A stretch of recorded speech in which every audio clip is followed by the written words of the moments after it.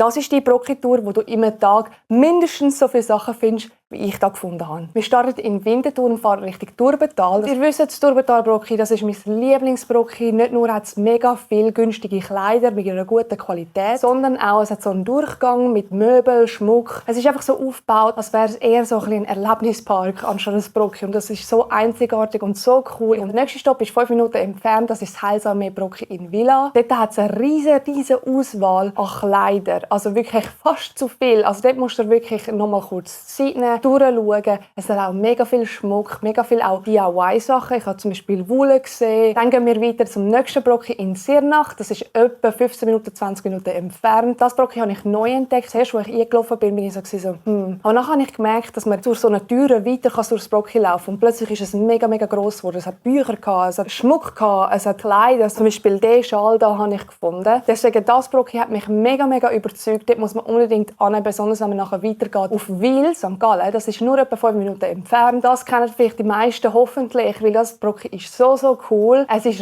riesig auch wieder. Es hat so viele coole Kleider. Es hat auch momentan extrem viele Winterjacken. Zum Beispiel ich bin mega froh gewesen, weil ich vorher noch keine Winterjacke hatte. Wenn du zum Beispiel nach Möbeln suchst oder so, würde ich die ganze Brocki-Tour umkehren und in Wil anfangen, weil dort hat es mega, mega viele Möbel. Und zum Beispiel, wir haben das eine Sofa gefunden und ich habe das so cool gefunden. Ich denke, nach diesen 4 Brockis sind die Taschen oder hat dein Auto schon vollkommen voll mit Sachen. Man ist ungefähr 1 Stunde im Auto oder im ÖV, aber ich finde, es lohnt sich mega fest, weil du kommst an ganz unentdeckte Brockis an mit viel Auswahl und zu guten Preisen.